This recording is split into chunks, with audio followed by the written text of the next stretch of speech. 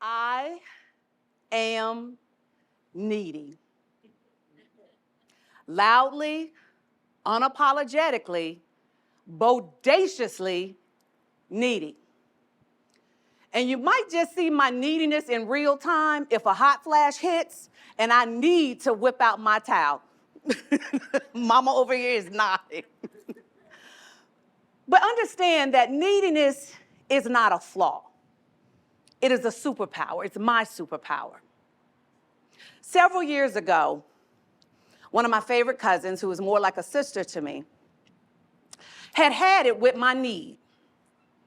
I kept asking her for a hug. Now, I'm the world's greatest hugger. People have stood in line for my hugs. Hugging is my ministry. But my cousin don't care nothing about that. And this particular day, she had had one too many. Cousin, can I have a hug? And she snapped. TJ, you are so needy. And I bust out laughing. I wasn't fazed because she was right. I am needy. But what's wrong with that? We all come into this world letting folks know our needs. We need to be changed. We need to be fed. We need to be burped. And so I decided I didn't want to mislead you and have you thinking that I've been openly needing my whole life. That's not the case. And there was a time in my life where my neediness, if I hadn't activated it, it could have killed me. Back in 2009, I woke up to the realization that I had married a man who would almost take my life several times. And the thing is, nobody knew. Nobody knew I was living like this. Nobody knew that for 3 years, I constantly was walking around on eggshells. So this one particular night, I knew I needed to go. So we had a violent incident. He left the house. I knew I had about an hour. So I called my cousin. Cousin, I don't have time to explain. I can't answer any questions right now. I just need you to get here. A few minutes later, my cousin was at my door. Not one word was spoken, nothing but action. She helped me load as much as we could out the house. She got me settled into an extended stay hotel. And because I was working 18-hour days on 2 shows, she went apartment hunting, found my apartment, got me moved in, and that's where I began to build my new life. My cousin is right here, y'all. She flew in from LA. But what if?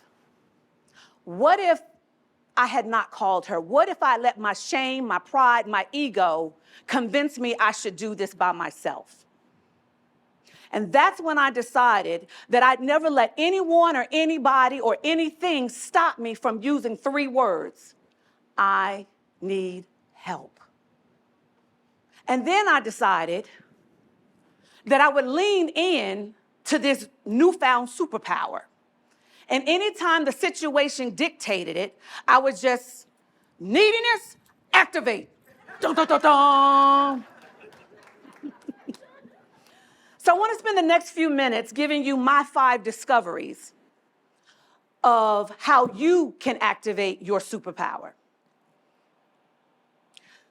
Discovery number 1, I speak my vision out loud. I worked in Hollywood for 25 years as a producer and an editor. But when the pandemic popped off, I moved from LA to Atlanta. And I noticed that graduations were getting canceled. Now, as Toby told you, I'm a graduate of the Howard University. And so HBCUs are really important to me. And HBCUs being historically Black colleges and universities. And so I'm noticing these graduations get canceled, and I'm like, these kids have crawled to the finish line. Their moment of celebration has just been snatched. So I got quiet and I asked for guidance. Can you please show me an idea that will bring these grads joy? And the idea came to me to create a virtual bingo game. Problem is, I'd never done an event like this, so I didn't know what I was doing. So you know what? Neediness, activate. So I went to social media and I spoke my vision out loud. Hey, y'all, I have this idea to do a series of virtual bingo games, but I don't know what I'm doing. I need help. And do you not know, 50 people came to the table. And in less than 4 weeks, we had raised over $1 million in cash and prizes and brought joy to nearly 500 HBCU grads that year. Thank you. But it started because I was willing to speak my vision out loud. Discovery 2, I holler when I'm not okay. Now, a lot of people know me when I'm not injured, I'm full of energy, I'm all over the place, I get on my cousin's last nerve.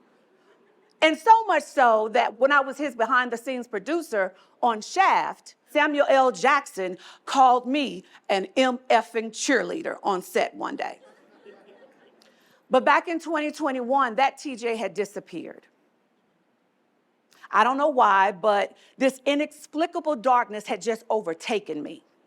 I don't know if it was the perimenopausal hormones that was causing the depression or the post-pandemic isolation. I just know that I found myself in my prayer closet planning out ways I could take myself off this planet.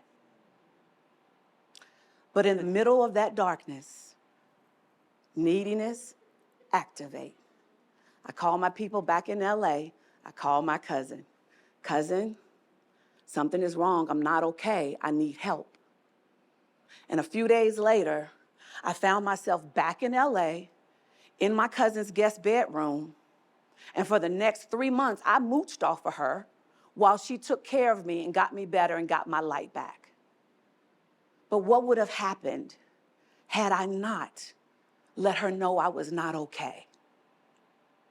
Is it time for you to stop faking the funk and let your people know you're not okay? Discovery 3, I accept my human experience. Neediness is not weakness, it's proof of your humanness. I found a lot of people would just beat up on themselves for doing human stuff. They make mistakes. They figure that they should have life all figured out. They say they're experiencing imposter syndrome. Lies. All lies. We come from different walks of life, yes. Black, brown, green, blue, purple. But we still share the commonality of a beautiful, often messy human experience. And let me speak to that imposter syndrome. One of my good friends once checked me when I told her I was having imposter syndrome. She's like, no, you're not. T, you're one of the most authentic people I know. You're having humanity. Yes, you're outside of your comfort zone. It's normal for you to be afraid. So the next time you find yourself beating up on yourself or saying you have imposter syndrome, stop and simply accept your human experience. Discovery number 4, I move on the info I have. I found that the trap a lot of people, and I'm sure none of you fall into this trap, but they fall into the trap of they need every T crossed, every I dotted. They need to know the whole plan before they take the first step, and then wonder why nothing is moving forward. And remember I told you about the HBCU bingo? Well, the other part of that story is that's where I met the young lady, the young grad actually, who would change the very trajectory of my life. So during the bingo, I found out that this particular student or grad had aged out of foster care when she went to her HBCU. And her social worker drove her to campus, pulled up to the curb, and just let her unload what little she had, and then just left her. That saddened me. And then I learned that 70% of kids in foster care dream of college, yet only 3% go. And that broke me. I got quiet again. I asked for guidance. Can you please show me how I can just help a few kids make this transition? Now, this time, I didn't like the answer. I was unqualified. I didn't want to do it. It was way more complicated. I am a TV producer. I tell stories for a living. Because the answer came back, start a nonprofit. A nonprofit, me. I didn't want no part of this plan. And yet, a few months later, I found myself in Dallas, Texas, with 13 volunteers, simply because neediness activate. And we moved in 13 students at Paul Quinn College, and Move-In Day Mafia was born. All because I moved on the info I had. Now, the crazy thing is, 15 years prior to this, I had prayed a ridiculous prayer. I want to travel around, I want to hug a bunch of people, and I want to surprise them. Now, I was still working in TV at the time. I had no clue what that meant. Was I supposed to go back to Howard, and did they now have a class in surpriseology or something? But because I was willing to just take that first step, we have built a movement where we have produced 109 smiles at 28 HBCUs. Thank you. You know enough. You don't have to have every T crossed. You don't have to have every I dotted. You don't even need to know steps 3 and 4 until you do steps 1 and 2. And just be willing to move on the info you have. And lastly, I embrace how I'm wired. When I started the nonprofit, I whined for the first 2 years. I let anybody know in no uncertain terms, I am not wired for this. I have never worked a day in my life in corporate. I know nothing about fundraising. I know nothing about donor retention. I don't need to be doing this. And yet, here I am. Because I finally embraced how I was wired, and I started running my own receipts, because sometimes you got to do that. And I realized I'm talkative, I'm over the top, I'm extra, and I have this uncanny ability to get people on board of my do-gooding shenanigans. So yes, I am wired right. And as a result, HBCU grads around the country are happy. And then I ran back to my days of working on shows for Disney, where I had to study Walt Disney. Now, everybody knows Walt. He was the visionary, he was the face, he was the ultimate Imagineer. But few people know his big brother, Roy. Roy was the man with the plan. Roy was the mastermind. Roy understood implementation. We would not have Disney World, Disneyland, or Disney as we know it without both of them. When you embrace how you wired, it leaves room for you to ask for help, and magical collaborations happen. Walt was the dreamer, Roy was the doer. Are you a Walt, or are you somebody's Roy? In either case, it begins when you embrace how you're wired. Now, those are my 5 discoveries, but I would be remiss and irresponsible if I didn't tell you a warning. I mentioned it earlier, but I've actually put it in the keys. It's the word that will actually derail, deactivate, and disarm your superpower before you even have a chance to activate it. And that word is shame. Shame. Shame will tell you that you should don't share your dreams. But neediness says, I need help, so I'm gonna speak my dream out loud. Shame will tell you you should suffer alone. Don't tell anybody. But neediness says, no, I need help, so I'm gonna holler when I'm not okay. Shame says you're broken. You shouldn't even be trying to do this. You have made too many mistakes.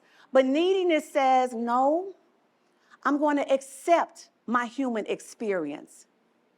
And shame will insist that you're not prepared, you're not ready, but neediness says, maybe not, but I'm going to move on the info I have. And then shame will whisper to you, you're not enough. You think you all that.